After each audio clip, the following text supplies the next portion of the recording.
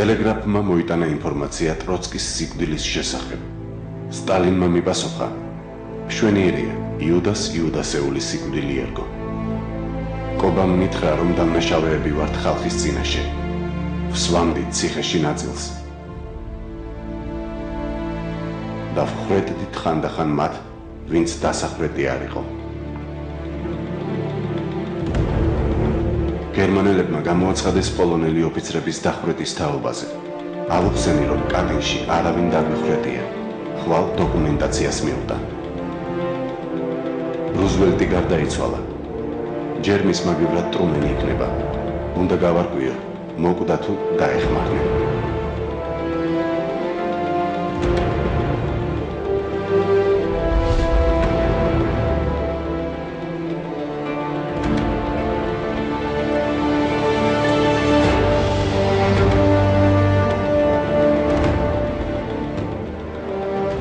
სულ ცოტა ხნის წინ რუსეთში გამოვიდა სამტომეული სახელწოდებით ლავრენტი ბერიას პირადი და საიდუმლო დღიური. სტალინის შემდეგ საბჭოთა კავშირის ყველაზე გავლენიანი პირის პირადმა ჩანაწერებმა უდიდესი ინტერესი გამოიწვია. წიგნი ბესტსელერი გახდა. პუბლიკატორია სერგეი ბრესკუნი, რომელსაც კრემლოვის ფსევდონიმით იცნობენ. წიგნს 21 საუკუნის მთავარი ისტორიული სენსაცია უწოდეს. გამომცემლების მტკიცებით ბერიას პირადი ჩანაწერები გადაურჩა ხრუშჩოვის პერიოდს და ნახევარ საუკუნეზე მეტი საიდუმლო არქივში ინახებოდა. ეპოქის მთავარი მოწმე სტალინის უახლოესი თანამებრძოლი დღიურში 1937 წლიდან სიკვდილამდე 1953 წლამდე ყველა მნიშვნელოვან მოვლენას ეხება. ეს წიგნი გვახედებს ბერიას პირად სამყაროშიც. მაგრამ ერთი რამ აქვე უნდა ვთქვათ, ნამდვილად ლავრენტი ბერიას დაწერილია თუ არა ეს დღიური. ამაში მეცნიერთა, ისტორიკოსთა და იმ ეპოქის მკვლევართა ნაწილს ეჭვი ეპარება. უნდა აღინიშნოს, რომ წიგნს უცნაური ისტორია აქვს. ჩვენი რეპორტაჟის პირველი ნაწილი, ვინ არის სერგეი კრემლოვი და როგორ მოხდა მის ხელში დღიური. სერგეი ტარასისე ბრესკუნი, იგივე სერგეი კრემლოვი წარმოშობით უკრაინელია. დაიბადა 1951 წლის 7 ოქტომბერს სარკინიგზო ინჟინრის ოჯახში. სწავლობდა ხარკოვში, ლენინის სახელობის საავიაციო ინსტიტუტში. მსახურობდა შავი ზღვის სანაპირო ძალებში. 1978 წლიდან დღემდე ატომური ცენტრის თანამშრომელია. მონაწილეობდა თერმოატომური ბომბის შექმნაში. დაწერილი აქვს უამრავი პუბლიკაცია სამხედრო პოლიტიკურ თემებზე. 2007 წელს გამოსცა წიგნი ბერია მე-20 საუკუნის საუკეთესო მენეჯერი. როგორ მოხდა ბერიას დღიური კრემლოვთან? 2008 წელს კრემლოვს უკავშირდება უცნობი მამაკაცი და ეკითხება, აინტერესებს თუ არა ახალი ცნობები ლავრენტი ბერიაზე.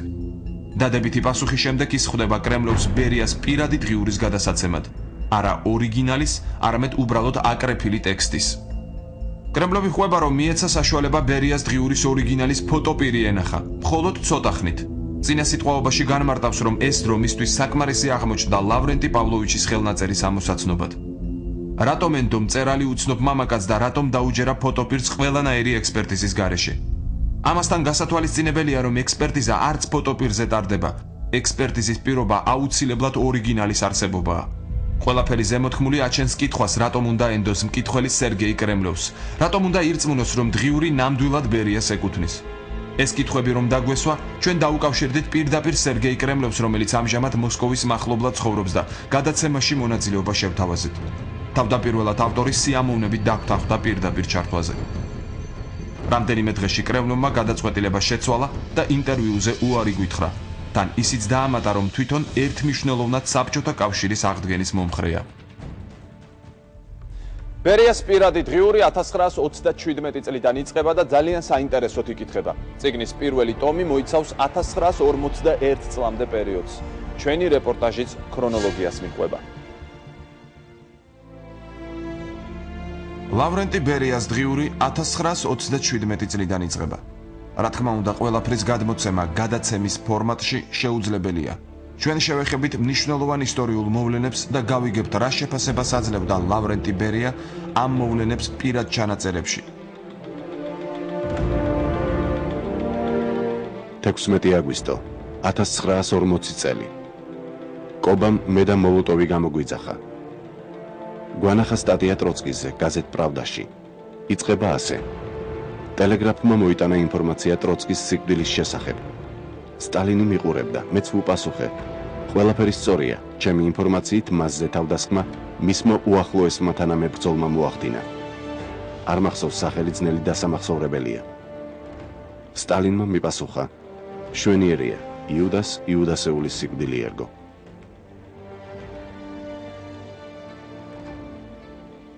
ტროცკის მკვლელი რამონ მერკადერი ჩავიდა მექსიკაში, სადაც საბჭოთა უშიშროების დაკვეთით ლევ ტროცკი წერაქვის თავში ჩარტყმით მოგლა.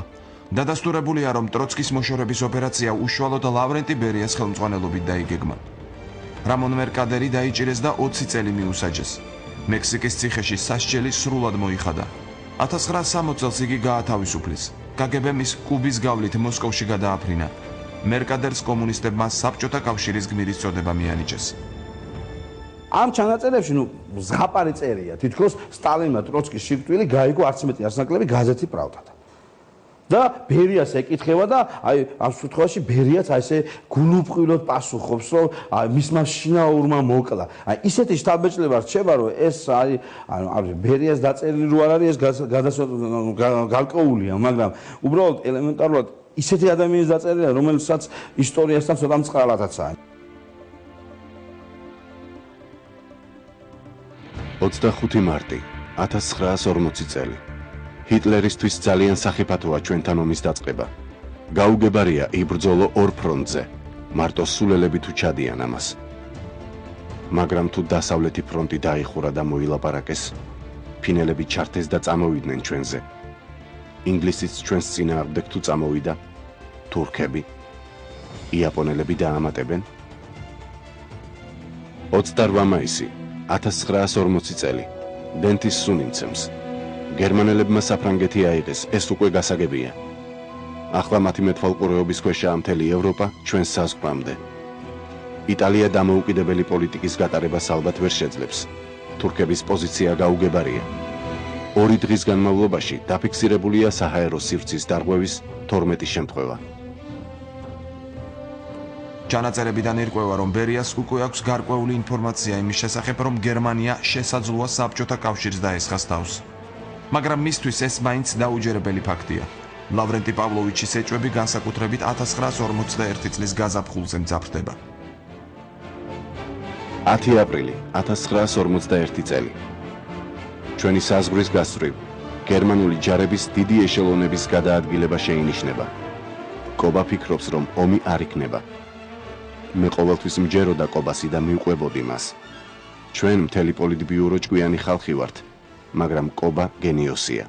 მხოლოდ კობა იყო ყოველთვის მართალი და თუ ის ცდება, თვითონ ვიასწორებს თავის შეცდომებს. დრო გადის, ვხედავთ, რომ სტალინი იყო მართალი და მომავალშიც ასე იქნება. ამ შემთხვევაში არ მესმის კობასი, მაგრამ მაინც უნდა გავყვე მას. ომი კი ალბათ იქნება. თუ ბერია მართლაც ასეთი იყო, მაშინ ის არ ყოფილა მაღალი რანგის სახელმწიფო მოღვაწე და სულაც არ იმსახურებს იმ შექებას, რა ეპითეტებსაც მას მიუძღვნიან ახლა სერგეი კრემლიოვი და სხვები. რომელსაც ეკუთვნის პირველი სიტყვა სტალინთან რომ უთხრას, ომი იწყება თუ არა. ეს არის ლავრენტი ბერია. და თუ ის იმას არ აკეთებს, მაშინ ის არის სახელმწიფოს მტერი, დამაქცევარი. და ამ ჩანაწერიდან სწორედ ეს აჩანს, რადგან სტალინს გონია, რომ ომი არ იწყება, ამიტომ მეც არ ვეტყვი იმას, რომ ომი იწყება და ამით თავს გადავირჩენ. სტალინსაც უდად ახასიათებს ამით ის. ახლა მე როგორც ისტორიკოსი, მკვლევარი დარწმუნებული ვარ, რომ სტალინმა ბერიაზე უკეთესად იცოდა რომ იწყებოდა. შეეძლო ლავრენტი ბერიას თავისი ამ ცხოვრების მანძილზე შეექმნა ეს დღიურები. მე პირადად ვთვლი, რომ ცოტა საეჭვოა. 15 ივნისი 1940 წელი. კობამ მიიღო საბოლოო გადაწყვეტილება ლიტვის და ბალტიისპირეთის შესახებ. თქვა, რომ გვინდა არ გვინდა, მაგრამ გასაბჭოება უნდა მოვახდინოთო. თქვა, რომ არავინ იფიქრებდა გერმანელები ასეთი ძლიერები თუ აღმოჩნდებოდნენ. პოლონეთი დაამარცხეს, საფრანგეთი დაამარცხეს, ინგლისსაც მიაყოლებენ. ბალტიისპირეთის დაკავება მათთვის პრობლემა არ იქნება და ჩვენ ამ ტერიტორიას დავკარგავთ. მე ისევ მიწევს ბევრი მუშაობა. განსაკუთრებით ლიტვასა და ესტონეთში დაისადგურა ბევრმა თეთრგვარდიელმა და ადგილობრივი საზიზღრობებიც საკმარისია. უნდა მოვემზადოთ ლიტვის საზღვრის კონტროლისთვის. 1940 წლის მაისში ბალტიის ქვეყნებში საბჭოთა კავშირისთვის ვითარება გართულდა. ერთი მხრივ სამივე ქვეყანასთან გაფორმდა სამოკავშირეო აქტები ურთიერთდახმარების შესახებ. ბალტიის ქვეყნებში იქმნებოდა საბჭოთა სამხედრო-საზღვაო და სამხედრო-საჰაერო ბაზები. ლატვიასა და ესტონეთში 25,000-იანი საბჭოთა არმია იდგა, ხოლო ლიტვაში 20,000-იანი. საბჭოთა კავშირმა მოვლენებს დაასწრო და 1940 წლის ივნისში ლიტვის, ლატვიისა და ესტონეთის ოკუპაცია მოახდინა.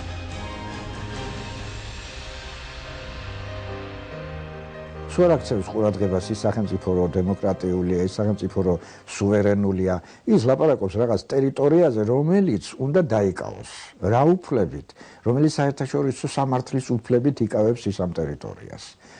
ესე იგი, ამას ისინი საერთოდ არ აქცევენ ყურადღებას. არც ბერია აქცევს ეგრეთ წოდებულ ამ დღიურში. ის მაგას პირიქით მეორე საშინელება უწერია. სავსებით ბუნებრივად, თითქოს ესე იგი რაღაც მაგდის ერთი ადგილიდან რაღაც წიგნი უნდა გადადოს მეორე ადგილზე, რომ ჩვენ იძულებული ვიქნებით, უნდა გადავასახლოთ. არა, იძულებული კი არა. ჩვენ მაშინ ესე იგი საჭირო იქნება მათი გადასახლება. 28 მარტი 1940 წელი. გერმანიის საგარეო საქმეთა მინისტრი რიბენტროპი მოსკოვში გერმანიის ელჩს ფონ შულენბურგს წერს. თუ ბერლინს სტალინი წეწვევა, ეს ჩვენი მიზნებისა და რუსეთთან ურთიერთობის განვითარებისთვის უკეთესი იქნება. ფიურერი მოხარული იქნება მიიღოს სტალინი ბერლინში და ყურადღებას მიაქცევს, რომ მას უმასპინძლონ იმ დონეზე და იმ ყურადღებით, როგორცაც სტალინი იმსახურებს. ფიურერი მას დიდ დახვედრას მოუწყობს. გერმანიის ელჩი ფონ შულენბურგი გერმანიის საგარეო საქმეთა მინისტრს წერს. სტალინის მოწვევა ფიურერის სახელით გააკეთეთ. ჩვენ უნდა ავიცილოთ თავიდან სტალინის დემონსტრაციული უარი ბერლინში ვიზიტთან დაკავშირებით. 1940 წლის 30 მარტს ფონ შულენბურგი გზავნის კიდევ ერთ ტელეგრამას ბერლინში. ყველა გარემოებების შესწავლის შემდეგ არ შემიძლია დავმალო ჩემი მოსაზრება, რომ საბჭოთა ხელისუფალის ვიზიტი ბერლინში პრაქტიკულად გამორიცხულია. საბჭოთა ხელისუფლებას ეშინოდა, რომ სტალინის ვიზიტი ბერლინში გამოიწვევდა დიპლომატიური ურთიერთობების გართულებას დასავლეთის სახელმწიფოებთან. ან სულად სამხედრო კონფრონტაციამდე მიიყვანდა მათთან. ისტორიკოსები დარწმუნებული არიან, რომ სტალინი ჰიტლერთან შეხვედრას საერთოდ არ აპირებდა.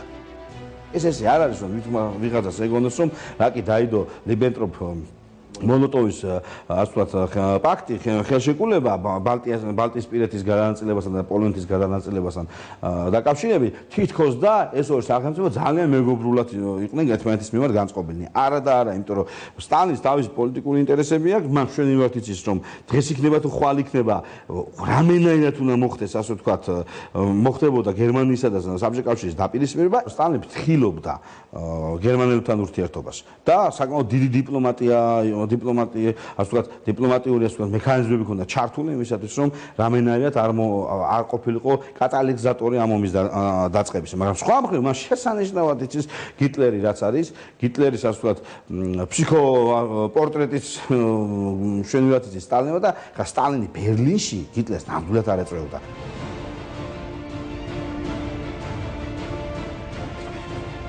4 ივლისი 1941 წელი. მინსკი ჩავაბარეთ, ვერც აღვიქვი ისე. მოლოტოვს ვეუბნები, რომ ომს ვერ გავაჩერებთ. უნდა ვიმოქმედოთ, კობას გაუვლის, ჩვენ დავიღალეთ და ის უფრო მეტად დაიღალა. ბერიას ეჭვები ომის დაწყებასთან დაკავშირებით გამართლდა.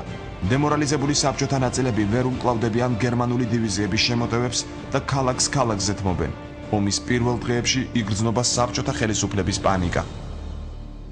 ეს ეპიზოდი რო დაწერილი იყო, თქვა 1941 წლის მარტში ან მაისში, ანუ საბჭოთა კავშირზე გერმანიის თავდასხმის წინ, მაშინ კიდე რაღაც ლოგიკა ექნებოდა, მაგრამ ახლა ომი დაწყებული იყო. მინსკი უკვე აღებული ჰქონდათ, უკრაინის რაღაც ნაწილი აღებული ჰქონდათ, უკვე მოიწევდნენ და 30-ზე მეტი დივიზია უტევდა საბჭოთა უკვე სიღრმეებს, ქალაქებს. რაიონებს და ახლა ომის შეწყვეტაზე ილუზია რატო უნდა ქონდა იოსებ სტალინს თუნდაც. 18 თებერვალი 1942 წელი. დიდი ხნის წინ შევეჩვიე ლავრენტი იქ, ლავრენტი აქ. ლავრენტი იქითკენ, ლავრენტი აქეთკენ. ხან იარაღი, ხან ტანკები, ხან ჰაუბიცები, ხან ჯარში კადრები მომეცი, ან ძრალებში გაერკვია. თუ კობამ არ გამომიძახა, მაინც ვტრიალებ როგორც ციყვი ბორბალში. დღე და ღამე ერთია. ლავრენტი წადი იპოვე ეშელონი, იპოვე დაიკარგა. მოლოტოვმა ჩაისვარა, ლავრენტი მიდი მიხედე. მალენკოვს დაეხმარე, შერბაკოვს დაეხმარე, მოლოტოვს დაეხმარე, კობას თავისთავად დაეხმარე. ხალხი რომ არ მყავდეს, ალბათ დიდი ხნის მკვდარი ვიქნებოდი. 5 აპრილი 1943 წელი. დღეს სამხანაგის სტალინი გამიბრაზდა მოლოტოვის, მალენკოვის, მიქოიანის და ვოროშილოვის თანდასწრებით. სათვალეებიანი გველი მეძახა. ის არ არის პირველი, ვინც ასე მიწოდა. საწყენია, კიდევ კარგი ეს ყველაფერი ქართულად მითხრა და მხოლოდ ანასტასმა გაიგო. გაგებით კი გაიგო, მაგრამ არ გამომესარჩლა. მალენკოვიც ჩუმად იყო. რამდენჯერ გამომიყვანია რთული მდგომარეობიდან უმადლობოდ. ჩვენ განვაგრძობთ ბერიას პირადი დღიურის კითხვას. მეორე ტომი 1941-1945 წლები. ურთულესი პერიოდი, ომი. უაღრესად საინტერესოა თუ რას წერდა პირად დღიურში საბჭოთა კავშირის ყველაზე ინფორმირებული ადამიანი, ლავრენტი ბერიას დღიური. ჩვენი რეპორტაჟის გაგრძელება.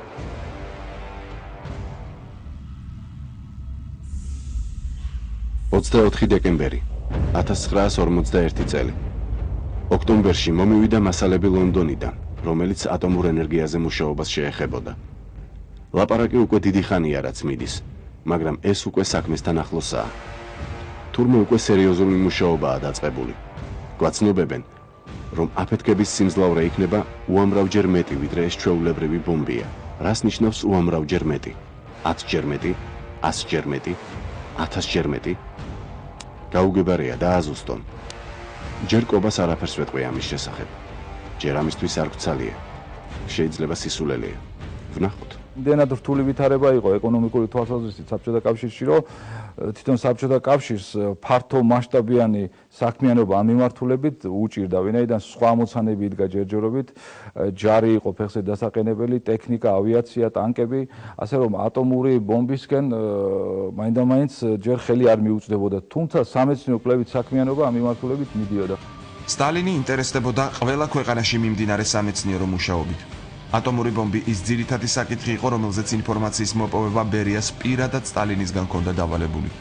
ისინი ნელ-ნელა ოპერატიული გზებით და საშუალებებით უნდა გასულიყვნენ იმ მეცნიერებს, რომლებიც ამ საქმიანობაში იყვნენ ჩართული. შესაბამისად, ბერია ინფორმაციულ დონეზე, რა თქმა უნდა, დაზვერვის მიზნებიდან და ამოცანებიდან გამომდინარე, ინფორმირებული იყო და თავის დონეზე, ინფორმაციულ დონეზე ამ საკითხებს წყვეტდა და შესაბამისად ახსენებდა სტალინს. აქ ვარღვევთ ქრონოლოგიას და შევეხებით 1944 წლით დათარიღებულ ჩანაწერს, რომელიც ისევ ატომურ ენერგიაზე მუშაობას ეხება.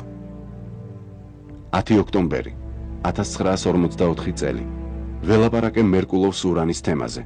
მისი ინფორმაციით ურანის ბომბი რეალური თემაა და ამერიკელებს ის მომავალ წელს უკვე ეკნებათ, რომელსაც თუ საჭირო გახდა, ევროპაში გამოიყენებენ. ამერიკას ჯერ კიდევ სადღაც 45 წლის გაზაფხულზე შეეძლო ამ იარაღის გამოცდა. საბჭოთა დაზვერვის მცდელობის გამო გაიწელა ეს პროცესი და ამერიკის შეერთებულმა შტატებმა ვერ მოახერხა გერმანიის წინააღმდეგ ამ იარაღის გამოყენება. იყო ასეთი ინფორმაცია, რომ თითქოს ის ვიდრე დამთავრდებოდა მეორე მსოფლიო ომი, ის გამოიყენებდა ამ იარაღს გერმანიის საწინააღმდეგო და ბუნებრივია ეს საბჭოთა ხელმძღვანელობა საბჭოთა კავშირს არ სურდა, რადგანაც ის გერმანიაში ტრიუმფალურად უნდა შესულიყო და გერმანია თავისივე ბუნაგში რო იტყოდნენ დაემარცხებინათ. ამერიკელების მიერ პირველი ატომური ბომბის წარმატებით გამოცდის შემდეგ საბჭოთა კავშირმა საკუთარი ატომური იარაღის შექმნის პროცესი საგრძნობლად დააჩქარა.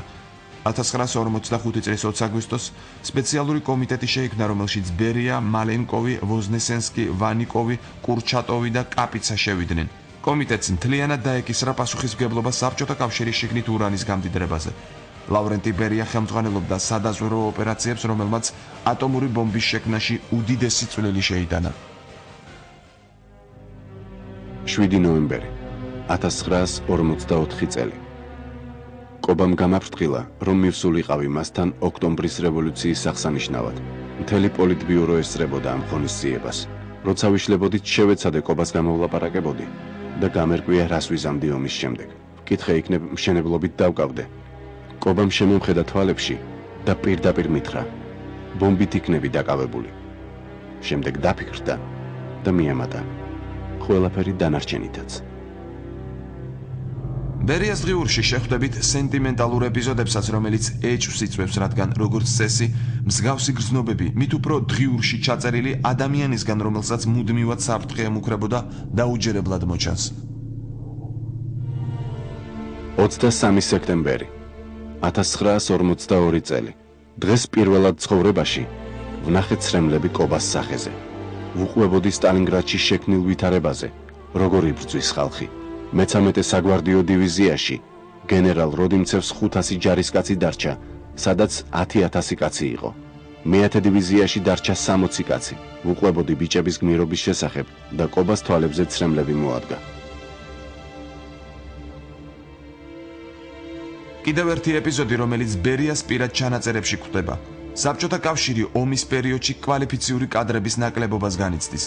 დღიურის მიხედვით ბერია და სტალინი 30-იან წლებში ჩადენილ დანაშაულს ნანობენ. ცუდად ვიცნობდით ჩვენს ხალხს. ზოგს ვაფასებდით, ზოგს არა.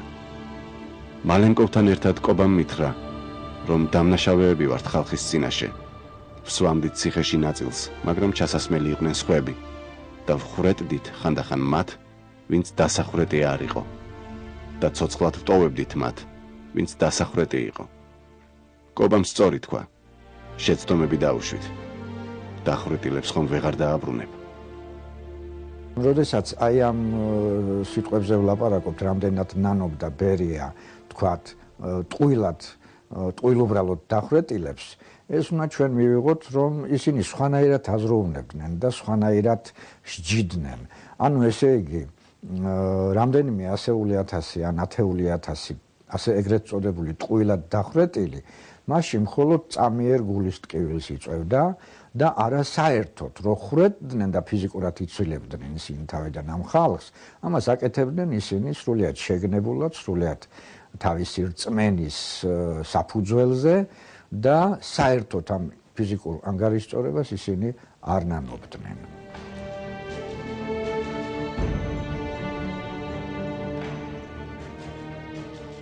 25 აპრილი 1943 წელი. ველაპარაკე კობას პოლონელების თაობაზე. მთხოვა შემეხსენებინა მათი მდგომარეობა საბჭოთა კავშირში. აუხსენი, რომ საკონცენტრაციო ბანაკებში 2000-მდე პოლონელია ანტისაბჭოთა პროპაგანდის ბრალდებით. აუხსენი, რომ კატინში არავინ არ დაგვიხრეტია. ხვალ დოკუმენტაციასაც მიუტან. შევახსენე კობას, რომ პოლონელები ომამდე კავკასიაში ნაციონალისტურ მთავრობებს უჭერდნენ მხარს. მე მომიხდა ამ პრობლემის გადაჭრა ჯერ კიდევ თბილისში, როცა ჩეკაში ვმუშაობდი. კავკასიელებს გერმანელები არ პატრონობდნენ ისე, როგორც ამას პოლონელები აკეთებდნენ. კატინის საკითხთან დაკავშირებით არაერთი ოფიციალური დოკუმენტი არსებობს. ასახულია ყველა გადაწყვეტილება, რომელიც პოლონელ ტყვეებს ეხება. დოკუმენტებში პირდაპირ ამოცემული, რომ ბერია ტყვეების გასამართლებისა და დახვრეტის ინიციატორი იყო. გაანადგურეს 20,000-ზე მეტი პოლონელი სამხედრო. დღიურში კი ყველაფერი სხვაგვარადაა წარმოდგენილი. პირდაპირ იყო ჩართული NKVD, ამაში ეჭვი დღეს არავის არ ეპარება. ერთადერთ კაცია, მე მგონია ბერიას დღიურების გამომცემელი და ეს ფალსიფიკატორი, რომელიც ამბობს, რომ ეს კატინის ტრაგედიაში არაფერი დანაშაული თქვა ბერიას არ აქვს. აი ეს არის ოფიციალური მოხსენება, რეზოლუციაც ადევს ამას სტალინისა, რომელი ასე ვთქვათ დოკუმენტში ბერიას თავაზობს, წინადადებებს ცენტრალურ კომიტეტს თუ როგორ უნდა მომხდარიყო აი ამ ჩავარდნილი პოლონელი ტყვეების, აი ამ ტყვეებიდან 97% იყო პოლონელი. სხვა ეროვნების ხალხიც იყვნენ, მაგრამ აი ამ პოლონელი ტყვეების, ასე ვთქვათ, გასამართლება. და მათ პირდაპირ უწერია, რომ იმ სამხედრო ტყვეებს, რომლებიც არიან, ვთქვათ, ეჭვმიტანილები, ტექსტი ესეა, ვთქვათ, ამ შემთხვევაში სამხედრო დაზვერვასთან თანამშრომლობის თუ სამხედრო ასე ვთქვათ უწყებებში მოვაწევდნენ, მათ თავაზობ წინადადებას, რომ მიუსაჯოთ დახვრეტა. 5 სექტემბერი 1943 წელი. ამ ხანაგმა სტალინმა 3 მიტროპოლიტი მიიღო. ეკლესიის რეაბილიტაციის შესახებ გადაწყვეტილება სწორია. მე კობას ამ მიმართულებით მოვახსენე წლის დასაწყისში. წელს შობის დღესასწაულის აღნიშვნის ნებასაც დავთავთ. მამებს შეუძლიათ დაგვეხმარნონ განსაკუთრებით ახლა. როცა ჰიტლერი გვიტევდა, ისინი აქაც იყვნენ და იქაც, მაგრამ უფრო გერმანელებთან. ახლა დაგვეხმარებიან ოკუპირებულ ტერიტორიებზეც. გერმანელებისთვის კი ახლა მათი დევნა არამომგებიანია. თუ შეავიწროვებენ, მათთვისვე იქნება ცუდი. მიუხედავად იმისა, რომ ბერია დღიურში სასულიერო პირების გერმანელებთან კავშირზე წერს, ფაქტია, რომ ომის დაწყებისთანავე საქართველოს პატრიარქმა კალისტრატემ, სომეხმა პატრიარქმა გეორგ მე-6-ემ, რუსეთის პატრიარქის მოსაყდრემ სერგიმ გამოაქვეყნეს საბჭოთა ხელისუფლების ხარდამჭერი წერილები, სადაც ხალხს ფაშიზმის წინააღმდეგ ერთობლივი ბრძოლისკენ მოუწოდეს. აი ამ შეხვედრის დროს გადაწყდა, რომ რუსეთის ეკლესიის პატრიარქი გახდებოდა მიტროპოლიტი სერგი. ეს სტალინის წინადადება იყო. საუბარი ჩამოვარდა საქართველოს ეკლესიასთან მიმართებაშიც და რუსეთის ეკლესიის დამოკიდებულებაზეც და როგორც გადმოგცემენ, მის რუსეთის პატრიარქის მოსაყდრისათვის პირდაპირ ვთქვამს, რომ რას გავს ეს არანორმალური მდგომარეობა და ურთიერთობა საქართველოს ეკლესიასთან. ეს გახდა საკმარისი იმისათვის, რომ ბაქოსა და ვლადიკავკაზის მიტროპოლიტი ანტონი სასწრაფოდ 30 ოქტომბერს ჩამოვიდა თბილისში, შეხვდა კათოლიკოს პატრიარქ კალისტრატეს, ხოლო 31 ოქტომბერს სიონში ერთობლივი წირვის შემდეგ მან საზეიმოდ გამოაცხადა, რომ რუსეთის ეკლესია აღიარებს საქართველოს ეკლესიის ტერიტორიალურ ავტოკეფალიას.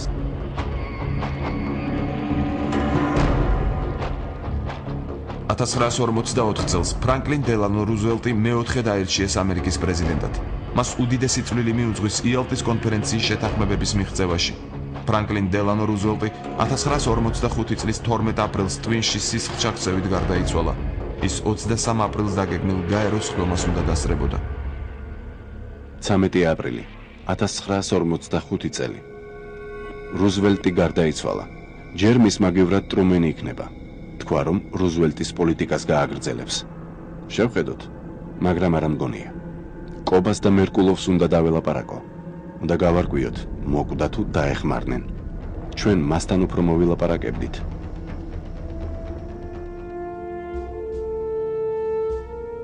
–27 მაისი 1945 წელი. მეცნიერები შეარჩიეს ჩემ გარეშე და ასე გააგრძელონ. ჩემი საქმეა ხელმძღვანელობის შერჩევა და კონტროლი. საჭიროა ჭკვიანურად გადმოვიბიროთ გერმანელები. ველაპარაკებ ბარონ არდენეს, ევროპელია. იმ თავითვე მიხვდები თავის თავს აფასებს. ჩვენ არ ვუყვარვართ, მაგრამ იმუშავებს. მთავარია მუშაობისთვის კარგი პირობები შევუქმნათ. იქვე ვკითხე, სად ისურვებდა ის მუშაობას. შევთავაზე სოხუმი. დამთანხმდა, რატომაც არა. სულელი ხომ არაა ასეთ ადგილებში არ იცხოვროს. თუნდაც მე ხვალვე გავემგზავრებოდი იქ. ვინუშლი და ბერია სოხუმში წამოსვლას და მუშაობას თუ კი მას ეს უნდა. ესეც რაღაცა ისეთი ის არის ფრაზა, რომელიც არ უდგება ბერიას ხასიათს. სხვა რაც შეეხება დღიურის ამ ნაწილს, ეს ფაქტები აბსოლუტურად სწორია. ბერია ხელმძღვანელობდა და იმ მეცნიერების მოტაცებას და გადმობირებას. ერთი ამერიკიდანაც ჩამოიყვანა, ოღონდ ამერიკელი არ იყო, ძირითადად გერმანიდან. ის მეცნიერებით თავშესაფარს ეძებდნენ, იცი. უკვე გერმანიის იმპერია ინგრევა, დაინგრა პრაქტიკულად. მათი აღარ ედგომებათ უკვე და თუ დროზე არ უშველიდნენ თავს, ან ამერიკაში არ გადავიდოდნენ, ამერიკის შეერთებულ შტატებში, ან საბჭოთა კავშირში, შეიძლება ისინი გასამართლებულიყვნენ კიდეც გამარჯვებული სახელმწიფოების მიერ. მეორე ტომი მთავრდება ევროპის გადანაწილებაზე ბერიას მსჯელობით. დღიურში ლავრენტი პავლოვიჩი განიხილავს, რომელი ქვეყნები დარჩება საბჭოთა ბანაკში. საინტერესოა გერმანიის მომავლის საკითხზე სტალინის მოსაზრებები. 26 მარტი 1945 წელი. დიდხანს ველაპარაკებოდი კობას ევროპაში არსებულ ვითარებაზე. ჩვენკენ ბევრი ქვეყანა იხრება ევროპაში, მაგრამ ბევრსაც ეშინია. ჩერჩილს საერთოდ მოუნდა არა გერმანელებთან, არამედ ჩვენთან ომი, მაგრამ ამის უფლებას არ მისცემენ. ჩვენ მიერ ევროპის დატოვებაც არ შეიძლება. კომუნისტების ავტორიტეტი ევროპაში ძალიან მაღალია. პოლონეთში, ბულგარეთსა და იუგოსლავიაში ჩვენი გავლენა გავრცელდება. უნგრეთი და რუმინეთი ალბათ შეძლებენ. შეიძლება ალბანეთი და საბერძნეთი, საფრანგეთი ალბათ არ გამოვა. რთულადაა საქმე გერმანიასთან დაკავშირებით. კობა ფიქრობს, რომ მომავალში უკეთესია თუ ვიქონიებთ ერთიან გერმანიას, მაგრამ ნეიტრალურს და რეალურად ჯარის გარეშე. ეს სამართლიანი იქნება. გერმანიიდან კარგი რეპარაციის მიღება შეიძლება. სიკეთე იქ იშოვება. მოკავშირეებს ყველაფერი არ დაუბომბავთ. სრუტის თემა თურქეთთან უნდა გადავწყვიტოთ. კობამ ჯერ კიდევ არ იცის შევინარჩუნებთ თუ არა ირანს. შეიძლება შევეცადოთ, რომ მათი აზერბაიჯანული ნაწილი შემოვიერთოთ. იქ ხომ უფრო მეტი აზერბაიჯანელია ვიდრე ჩვენთან. იაპონიასთან უნდა ვიომოთ. კობამ მტკიცედ გადაწყვიტა იაპონიასთან განცდილ მარცხზე რევანში აიღოს. უნდა დავიბრუნოთ სახალინი და მივიღოთ კურილია. ფინეთის გაცემაც არ შეიძლება. მორჩა. ვიომეთ უკვე. და ჩვენ განვაგრძობთ ლავრენტი ბერიას დღიურებზე საუბარს და ჩვენი სტუმარია ისტორიკოსი ვახტანგ გურული. მოგესალმებით ბატონ ვახტანგ, დიდი მადლობა გადაცემაში მობრძანებისთვის. მოგესალმებით. პირველი შეკითხვა რა თქმა უნდა დაგისვათ იმის შესახებ, უნდა ვენდოთ თუ არა ამ წიგნებს, არის თუ არა თქვენი აზრით ნამდვილად ლავრენტი ბერიას დღიური ის რაც ვაჩვენეთ ჩვენს მაყურებელს და რაც ამ წიგნებში წერია. მოგახსენებთ, როდესაც წიგნის გამოსვლის ამბავი შევიტყვე, მე მაშინვე დავეჭვდი, რომ ეს არ შეიძლება ყოფილიყო ლავრენტი ბერიას მემუარები.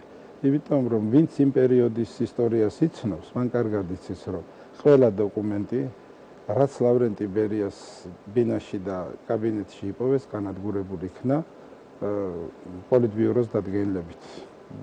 არ შეიძლებოდა ის გამხდარიყო საზოგადოების საკუთრება. ბერიას ბლოკნოტებიც კი, სადაც მას ტელეფონის ნომრები და რაღაც ჩანაწერები ჰქონდა, ისიც კი განადგურდა. და თუ რაღაც მიზეზის გამო, შემთხვევისა გამო ეს დოკუმენტები გადარჩა, მაშინ ის პერესტროიკის დაწყებიდან 1985 წლიდან აქამდე გამოქვეყნდებოდა. ეს ზოგადად რაც შეიძლება ისტორიულ სინამდვილეს. ეხლა რაც შეეხება თვითონ წიგნს. შესავალში ავტორი სერგეი კრემლიოვი ცდილობს დაამტკიცოს ის, რასაც მას არავინ არ ედავება. პირველი ფურცლიდანვე, რომ ეს დოკუმენტები არის ნამდვილი. ანუ უკვე აქ ჩდება არადამაჯერებლობა თქვენია. ქურდს ქუდი ეწვისო, ქართველებს აქვთ ასეთი გამოთქმა. უნდა თავიდანვე მკითხველი დააბნიოს. ეხლა რაც შეეხება ამტკიცებას არის ძალიან სუსტი. თეთრი ძაფით შავ მატერიაზე შეკერილი. ვიღაცამ მას დაურეკა 90 წელს მიღწეულმა კაცმა და უთხრა რომ მეო ბერიას მემუარები მაქვს, ოღონდ არ უთხრა როგორ გადარჩა, საიდან მოხვდა ეს დოკუმენტები, მაგრამ ორიგინალები კი არა მაქვს, ფოტოპირები მაქვს. და ასე შორიდან დაანახვეს ფოტოპირები და ტექსტი მისცა კომპიუტერზე აკრებილი, მაგნიტურ დისკზე ჩასწერილი. აი ეს არის ყველაფერი, რაც ავტორის ხელში აღმოჩნდა. ასე ნებისმიერი ტექსტი შეიძლება აიკრიბოს. ბერიას მემუარები 1992 წელსაც გამოქვეყნდა ამერიკაში, მაგრამ ის ადვილად ამოიცნეს. ბერიას ბიოგრაფიის უცოდინარმა ხალხმა შეთხზეს ის მემუარები და ბევრ ფაქტობრივ შეცდომაში დაიჭირეს შემდეგ ისტორიკოსებმა და ეს სერგეი კრემლიოვი ბერიას ბიოგრაფიის კარგად მცოდნეა, რუსეთის ისტორიის კარგად მცოდნეა და ძალიან მცირე შეცდომას უშვებს ფაქტობრივი. აი სანამ უშუალოდ გადავალთ თქვათ იმაზე, რაც წერია წიგნში, მინდა გკითხოთ, აბსოლუტურად გამორიცხული იყო, რომ ხრუშჩოვის პერიოდს და შემდეგ პერიოდსაც გადარჩენოდა თქვათ ბერიას აი ესეთი სახის მნიშვნელოვანი დოკუმენტები. ამას გამორიცხავთ სრულად? სრულად ბატონო, არაფრის გამორიცხვა არ შეიძლება, მაგრამ არის ისტორიული ლოგიკა. ეს ლაპარაკი რომ მიყოს ერთ-ორ გვერდზე, ბერიას რომელიმე წერილზე, ეს არის რამდენიმე ასეული და შეიძლება 1000 გვერდი ხელნაწერი, რომლის დამალვა არ შეიძლებოდა. ეხლა იცით, მაშინ კომუნისტური პარტიის პოლიტბიუროში მაშინ ისეთი უნდობლობა იყო, რომ ამას ვერავინ თავზე ვერ აიღებდა. თავს არავინ ვერ გასწირავდა იმის გამო, რომ თქვათ, ოქმი დაწერილიყო, რომ ბერიას მემუარები განადგურდა და მე ეს იღლიაში ამოედო და შინ წაეხო. ეხლა რაც შეეხება, იქ ხომ რამდენიმე კაცს უნდა გაეგო, რომ მემუარი გადარჩა ვიღაცას სურვილით. გარდა ამისა, ეხლა ეს არის 1953 წელი. არ არსებობს ქსეროქსი, არ არსებობს სკანერი. აი ეს რამდენიმე 1000 გვერდი უნდა აეღოთ და ფოტოზე გაემრავლებინათ. მაშინ ხო ციფრული აპარატი არ იყო, ეს იყო ჩვეულებრივი შავთეთრი აპარატი. ამის გაკეთებას კვირაები უნდოდა მაშინ. და ვინ მისცემდა ასეთი თავისუფალი მუშაობის საშუალებას და გარდა ამისა, თუ ასეთი მემუარი მაინც 1%-ს დაუშვებთ, რომ გადარჩა, ის უკვე სულ მცირე 10-15 წლის გამოქვეყნებული უნდა იყოს და არ მოხდებოდა მაინდა-მაინც სერგეი კრემლიოვის ის რომ დაწერილია, ვთქვათ, რუსულ ენაზე, ესეც გიმძაფრებთ, ეჭვებს თუ ბუნებრივია რომ ბერია, ვთქვათ, თუ აწარმოებდა ასე დღიურს, ის უნდა ყოფილიყო რუსულად. აი ეს ერთადერთი საეჭვო არ არის ამაში, რომ იმიტომ რომ ბერია რუსულს კარგად ფლობდა, ის ბაქოში სწავლობდა ტექნიკუმში, შემდეგ ბაქოში მოღვაწეობდა დიდხანს და თბილისშიდაც ფაქტიურად იმ დროს პარტიული და სახელმწიფოებრივი დოკუმენტაცია რუსულად იწარმოებოდა. ბერია ხომ ამიერკავკასიის კომუნისტური ორგანიზაციების ლიდერი იყო, ყრილობები, პლენუმები, ცენტრალური კომიტეტის ხდომები სულ რუსულად ტარდებოდა და რუსული ბერიამ კარგად იცოდა. მაგრამ ის ხომ ქართველი იყო და მემუარების წერას რუსულად მაინც არ დაიწყებდა ის. და საერთოდ ეს რას ბადებს იცით, ბატონო ხო? ჩემთვის წარმოუდგენელია მემუარისტი ბერია. მემუარებს წერდნენ ასეთი პოლიტიკური მოღვაწეები, ვთქვათ, პენსიაში გასვლის შემდეგ. იმიტომ რომ იმ მემუარებში ხო უამრავი სამხილი იყო, რომელიც მარტო ბერიამ იცოდა. და ბერიამ ისიც ხომ კარგად იცოდა, რომ რუსეთის პოლიტიკური ცხოვრების თავისებურებიდან გამომდინარე, მას ყოველდღე დაპატიმრებელოდა. ამხელა სამხილს ის არ დატოვებდა. და რაც მთავარია ერთი კიდევ, ჩვენ კარგად ვიცნობთ ასობით რამდენიმე 1000 დოკუმენტით ბერიას მოღვაწეობას და უკვე მისი პორტრეტი არსებობს, პოლიტიკური მოღვაწის პორტრეტი, ფსიქოლოგიური პორტრეტი, ადამიანის პორტრეტი და თუ ამ დღიურებს შევადარებთ იმ დოკუმენტებს, რომელშიც ეჭვის შეტანა არ შეიძლება, ბერიას მოხსენებები, წერილები, სტენოგრამები, საუბრის ჩანაწერები, ნებისმიერი ადამიანი მივა დასკვნამდე, რომ ეს ერთი და იგივე ადამიანის ნამოქმედარი არ არის. ძალიან სენტიმენტალური განწყობილების ადამიანი ყოფილა ბერია. არ იყო ის სინამდვილეში ასეთი, როგორც საერთოდ საბჭოთა კავშირის პოლიტიკური ხელმძღვანელობის სათავეში სენტიმენტალისტი ადამიანი ვერ გაძლევდა. ეს იყო ცივი გონების ადამიანი, რომლისთვისაც ადამიანების რეპრესირება, გადასახლება და დასჯა იყო ყოველდღიური ცხოვრების ნორმა. მემუარებიდან კი ჩანს სულ სხვა ადამიანი. დაუშვათ კიდევ ერთი წუთით, მართლაც ბერიასი ეს მემუარები. მაშინ ეს მაინც უარგისია, იმიტომ რომ ცუღლუტობს ბერია. სულ მემუარებში სულ სხვაგვარად წარმოაჩენს თავს და რეალურად ის სხვა პიროვნება იყო. მოდი, გადავიდეთ შემდეგ საკითხზე, რომელიც მე მაინტერესებს. მას რა იყო აქ გათვლა? ერთი გასაგებია, რომ შეიძლება ყოფილიყო კომერციული გათვლა, რომ და ფაქტია, რომ წიგნი გაიყიდა დიდი ტირაჟით. მაგრამ არის თუ არა მხოლოდ კომერციული გათვლა, იმიტომ რომ ხელი შეშლა ამ წიგნის გამოსვლას რუსეთში ნამდვილად არ ქონია. რამე პოლიტიკურ მიზნებსაც ხომ არ ისახავს? იმიტომ რომ მნიშვნელოვან საკითხებს ეხება და მოვლენებს, მათ შორის მინდა ცალკე კითხოთ შემდეგ ტროცკისთან დაკავშირებით, კატინის ტრაგედიასთან დაკავშირებით და ასე შემდეგ. აი ეს არის უმთავრესი კითხვა ბატონო ვახო, რომელსაც ჩვენ უნდა ვუპასუხოთ დღეს ამ გადაცემაში. დავიწყოთ კომერციით. ეხლა ის კაცი, რომელიც ირონიულად თავს უწოდებს პაվել ლავრენტიევიჩ, შებრუნებულია ლავრენტი პავლოვიჩის სახელი და მამის სახელი. ამ ხელა საქმისათვის არანაირ ფულს არ ითხოვს. დღეს რუსეთში ნებისმიერ ქვეყანაში შეიძლება არსებობდეს ადამიანი, რომელმაც მემუარები გადასცეს ვიღაცას, რომლის ღირებულება მილიონი ევროებით გამოიხატება, აიღოს და უფასოდ გადა. ეს უკვე ეჭვს ბადებს. ეხლა რაც შეეხება თქვენ სწორად დასვით კითხვა, ხომ არ იყო კომერციული ინტერესი? კომერციული ინტერესი შეიძლება იყო, მაგრამ თავარი უფრო სხვა არის აქ. ის არის, რომ ბოლო ფაქტურად პერესტროიკის წლებიდან 1985 წლიდან რუსეთში პოლიტიკოსთა წრეებში, მეცნიერთა წრეებში, ჟურნალისტების წრეებში, ეს არის ერთი აზროვნების ადამიანი მეცნიერთა წრეებში, არ გულისხმობ ის მეცნიერ ისტორიკოსებს, ფიზიკოსებში, ატომურ ბომბზე მომუშავე ადამიანების, თვითონ ამ ადამიანებში, ვინც ცოცხალია და მათ შვილებსა და შვილიშვილებში დაიწყო მისწრაფება. რაღაც კოორდინირებული მისწრაფება, რომ ბერია სხვაგვარად წარმოაჩინონ. რომ ის იყო დიდი სახელმწიფო მოღვაწე.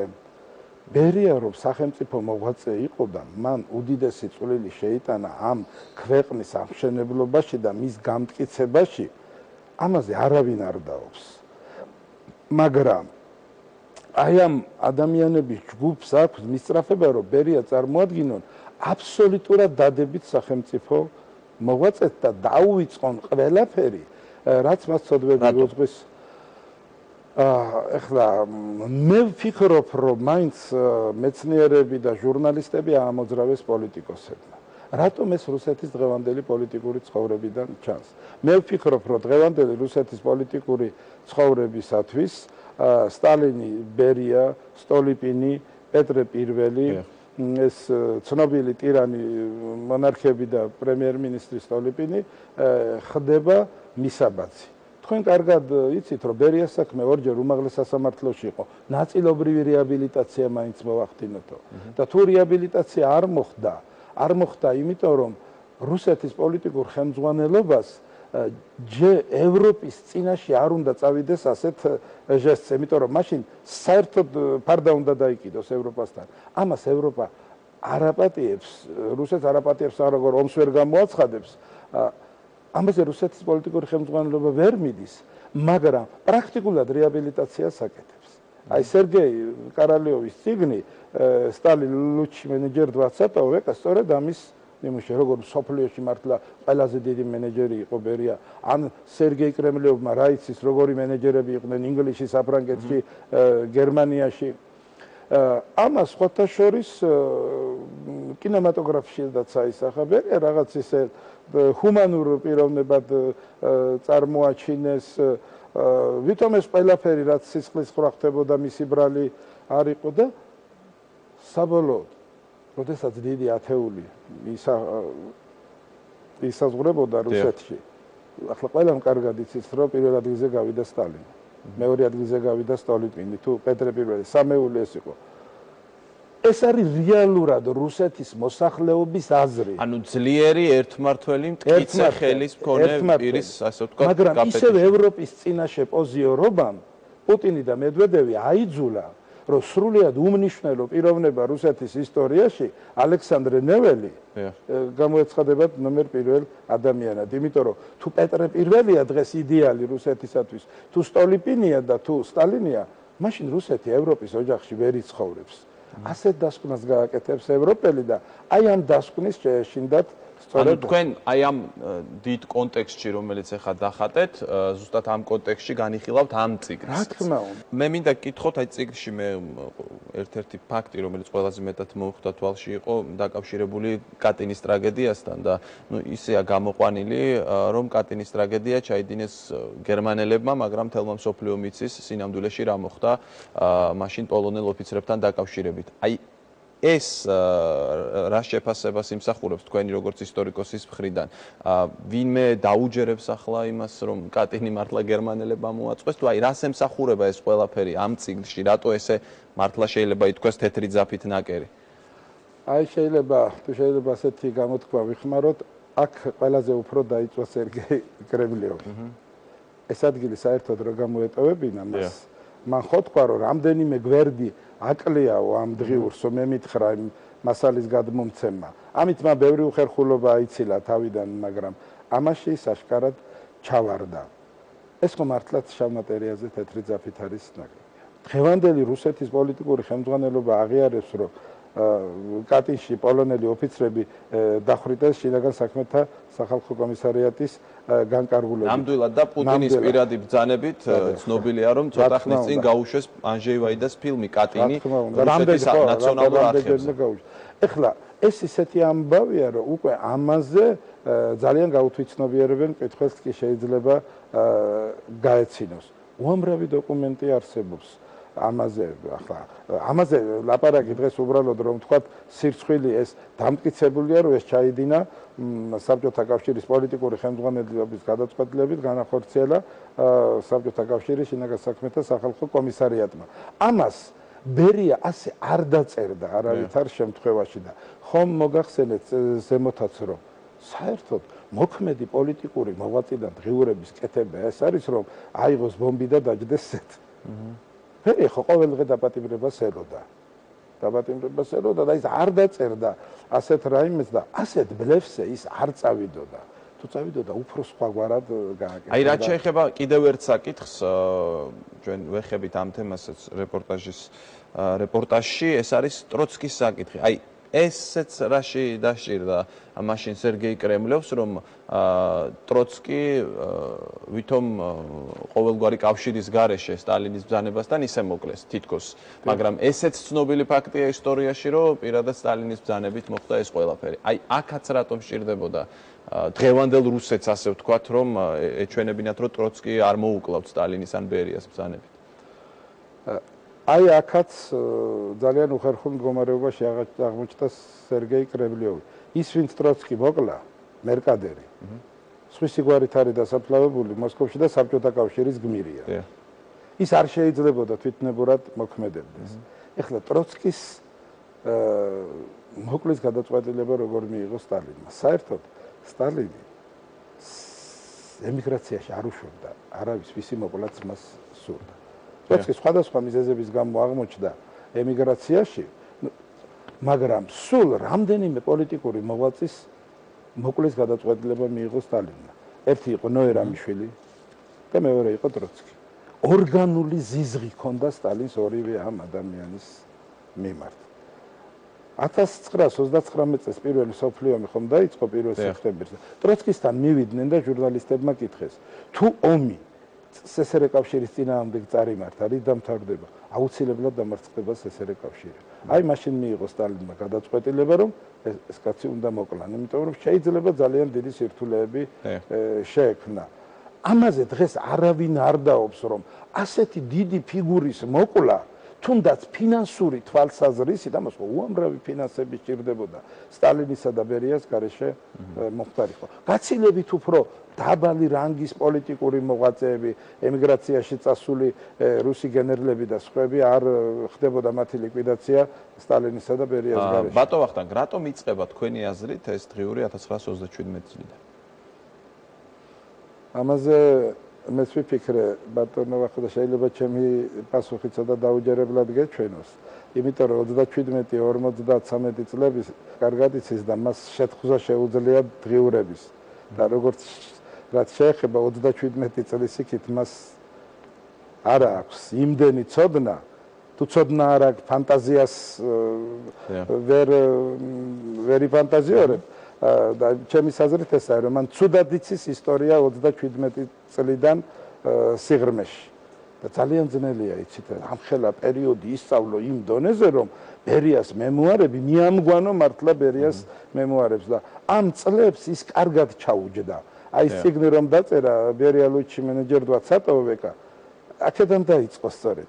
მან ბერიას მოღვაწეობის წინა პერიოდი არ იცის, ანუ ეს იცის ენციკლოპედიის სტადიების დონეზე და ამას ის ვერ შეისწავლიდა. გასაგებია, ჩვენი საუბარი დასასრულისკენ უნდა წავიყვანოთ, ჩვენ ვაპირებთ ბერიას შესახებ გადაცემის მომზადებას და სხვათა შორის იმ გადაცემაში ამ სამტომეულის მესამე ტომიც, რომელიც ყველაზე გვიან გამოვიდა და ეხება უფრო მეტად ატომურ ბომბზე მუშაობას, იმასაც გამოვიყენებთ მასალად, მაგრამ მე მაინტერესებს თვითონ საქართველოში, რამდენად და არა მარტო საქართველოში, რუსეთში, მთელ მსოფლიოში, რამდენად კარგად არის ბერიას ფიგურა შესწავლილი და მოითხოვს თუ არა ის კიდევ უფრო და უფრო მეტ კვლევას.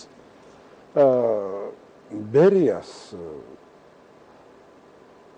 ბიოგრაფია პრაქტიკულად არის შეუსწავლელი. მისი მოღვაწეობა პრაქტიკულად არის შეუსწავლელი. მე გამოვდივარ იმ მასალებიდან, რაც არის საქართველოში დაცული. მხოლოდ მასალების ნაწილი მაქვს თავის დროზე, ჯერ კიდევ სსრ კავშირის არსებობის წლებში მოსკოვში გავეცანი ზოგიერთ მასალებს. პრაქტიკულად ბერიას შესახებ ჩვენ ვიცით 5-10% დაახლოებით. დანარჩენი ეს არის მემუარების დონეზე, მოარული ჭორების დონეზე, რომელიმე პოლიტიკური ჯგუფის დაკვეთით დაწერილი რაღაც წიგნები, სტატიები, გადაღებული დოკუმენტური ფილმები. თუმცა ეხლა რომ დაჯდეს არა ადამიანი და შეისწავლოს ბერიას მოღვაწეობა, მან პირველ რიგში კარგად უნდა შეისწავლოს რუსეთის ისტორია, საბჭოთა კავშირის საქართველოს ისტორია და დაახლოებით 5 კაციანი კოლექტივი რო დაჯდეს, 10-15 წელი დაჭირდება იმისათვის, რომ ეს მასალები გასწიოს. ჯერ მარტო უამრავი წიგნია წასაკითხული, უამრავი სტენოგრამა. ბერიას ერთი 100-მდე მოხსენება აქვს სხვადასხვა მნიშვნელოვან საკითხზე გაკეთებული. შემდეგ მისი ანალიზი, შემდეგ მისი შეპირისპირება ობიექტურ სინამდვილესთან, საზღვარგარეთ გამოცემული ლიტერატურის შესწავლა. დღესაც მაგალითად ისტორიკოსები პასუხს ვერ ცემენ და მეც არ ვიცი. ბერია ვინ წარადგინა სტალინთან?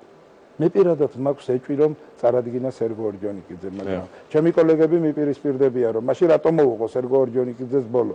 ეს რევოლუციის კანონია. რევოლუცია მერე ჭამს თავის შვილებს, ხო? ამისთვის ბერია სერგო ორჯონიკიძეს არ დაინდობდა. არის ისეთი მნიშვნელოვანი დოკუმენტები ბერიას ბიოგრაფიაში, რომელიც არ არის ცნობილი. მაგალითად, პირველი ორდენი როცა მიიღო ბერია, წარადგინა ის რედენსმა, ამიერკავკასიის ჩეკას თავმჯდომარემ, რომელიც სტალინის ნათესავი იყო ცოლის მხრიდან და ერთ-ერთი ასეთი დეტალია შიგ. ბაქოში შეიპყრეს ვიღაც ემიგრაციიდან ჩამოსული პოლიტიკური მოღვაწე. აი როგორი რანგის ისი დაახლოებით აი სპირიდონ კედია რომ იყო საზღვარგარეთ ეროვნულ-დემოკრატიული პარტიის ლიდერი. რამდენიმე კვირა ვერ გამოტეხეს, ვერაფერი ვერ ათქმევიეს. გაიძახეს ბერია აქედან, რომელიც უკვე საქართველოში მუშაობდა. რამდენიმე საათში დაჯდა ეს კაცი და დაწერა ყველაფერი. ეხლა ყველა მისამართი მისცა, საიდუმლო მისამართი. ეხლა ჩვეულებრივ წერენ რომ ბერია ცემდა იმას რა ახლა ბაქუელი ჩეკისტები ცემაზე თავს შეიკავებდნენ, მაგრამ ცემითაც არა თქვა იმ ადამიანმა არაფერი. აი რედენსი ამას გამოყოფს, როგორც რომ დაახასიათოს ბერია როგორც განსაკუთრებული ნიჭის ჩეკისტი. ეს ფაქტი ისტორიაში საერთოდ უცნობია. აი ბატონ ვახტანგ ვასრულებ ჩვენ თითქმის საუბარს და ბევრი საკითხია, მე როგორც თქვი ჩვენ ვაპირებთ ბერიაზე გადაცემის მომზადებას და იქაც კიდევ ალბათ უფრო დეტალურად რაღაც უფრო მეტად აი ამ დაფარულ ფაქტებზე გავაკეთებთ აქცენტს, მაგრამ აი ამ წიგნშიც იგრძნობა ერთი ტენდენცია, რომ ბერია თითქოს აი ერთ-ერთ თავის ჩანაწერში ნანობს რომ აი არ უნდა დაგვეხვრიტა ვიღაცეები და არასწორად მოვიქეცით და თითქოს სტალინიც ამაში ეთანხმება. მე მინდა კითხოთ იცით რის შესახებ აი ეჟოვზე და იაგოდაზე კეთდება უფრო დიდი აქცენტი. თითქოს ბერიას მოსვლის შემდეგ რეპრესიები შემცირდა. ეს იყო თუ არა ნამდვილად ასე? ჰედრიხ იაგოდაზე და ნიკოლაი ეჟოვზე აქცენტის გაკეთებაც ხერხია გარკვეულ წილად ბერიასთვის დანაშაულის ჩამოცილებისა. ისტორიული სინამდვილე ამის გარკვეულ საბუთებს იძლევა. ფაქტიურად რეპრესიები 70-80%-ით მართლაც იაგოდას და ეჟოვის დროს დამთავრდა.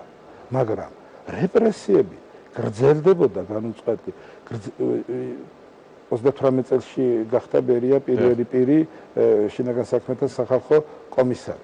39-ში გრძელდებოდა, 40-ში გრძელდებოდა, მთელი მეორე მსოფლიო ომის მანძილზე გრძელდებოდა და ომის შემდეგ გრძელდებოდა. ამას ვინ უარყოფს?